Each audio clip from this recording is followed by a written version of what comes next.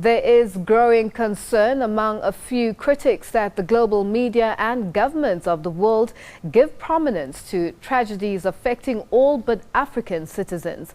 This in the wake of robust media coverage of the French Charlie Hebdo attack and the subsequent drama that has left more than a dozen people dead last week, albeit occurring right in the middle of gruesome daily attacks killing thousands in Nigeria.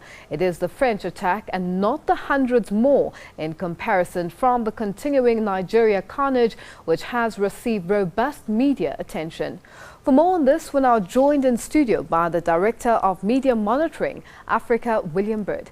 William, good evening and thank you so much for joining us. Good evening. Thanks for having me. Now, William, first things first, how would you respond to the argument that this illustrates that black lives are less important?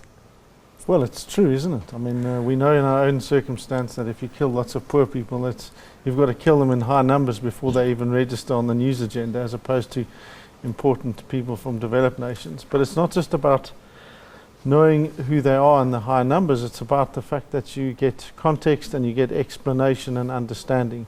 So there have been thousands and thousands of articles and pieces and comments about the attacks in Paris, and correctly so. I think that you need that kind of response.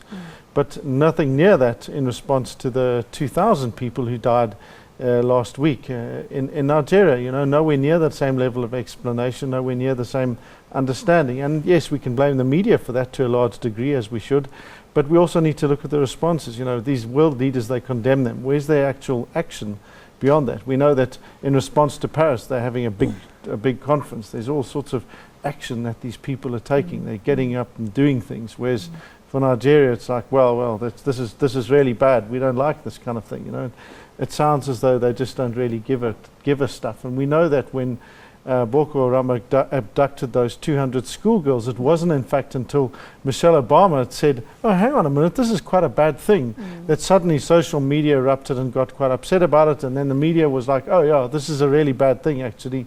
And they played catch up on the wake of that. So it's clear, you know, I think these things, countless example again and again and again, that show that people in developing nations, usually black people, their lives count a whole lot less than white and developed people. Developing people from developed nations. Now, William, is it not the right, or does the power not lie within the Africans or the black people on the continent? When atrocities like these happen, for instance, the Nigeria issue, are we not supposed to take it in our hands and not become so indifferent? Because it seems like it's become the norm. Yes, we should be doing a lot more to cover our own continent a lot better.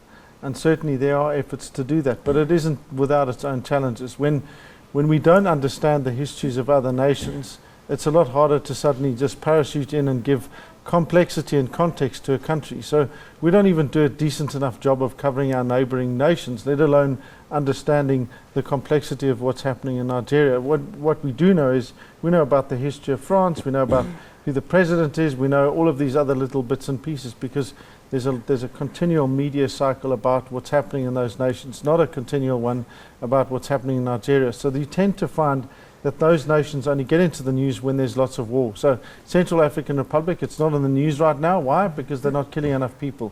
Let them kill a few more people and then they'll be back in the news again. So the complexity of what's happening there now, because we don't understand it, it means the next time it hits the news, everyone's going to be, oh gosh, look, more people died. And that, again, it just feeds that same cycle of not understanding.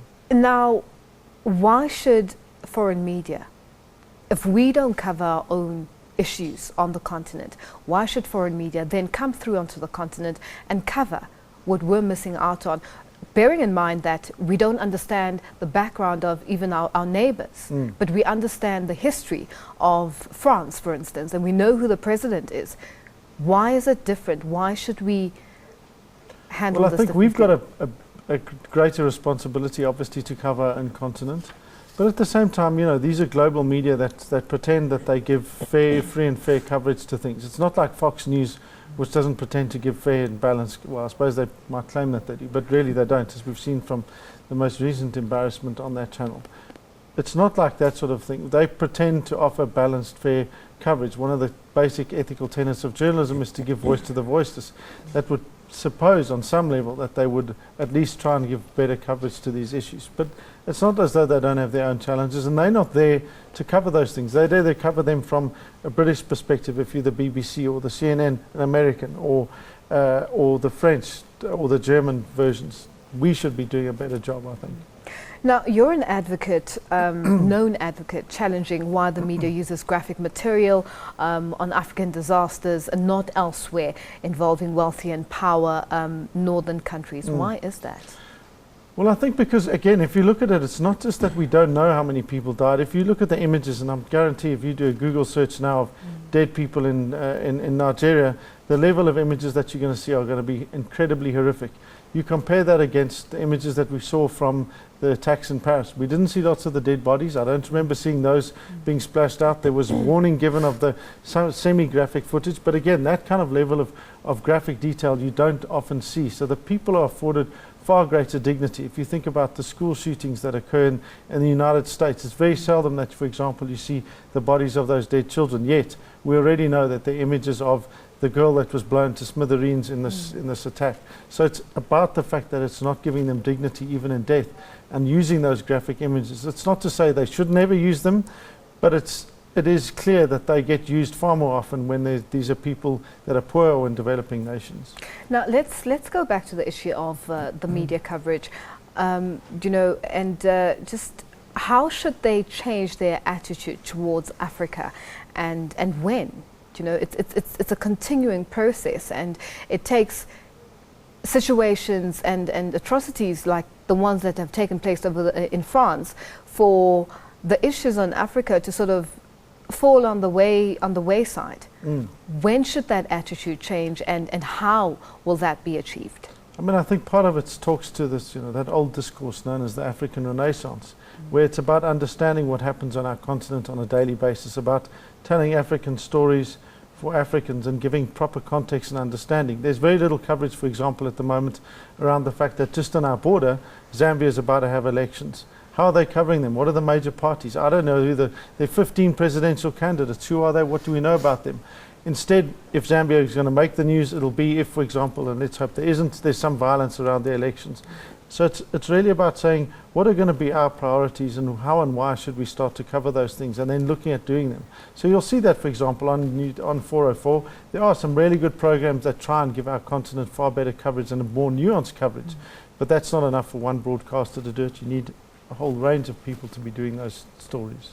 Let's speak to the social media, social networks. How important, when it comes to coverage of local stories, are the social networks?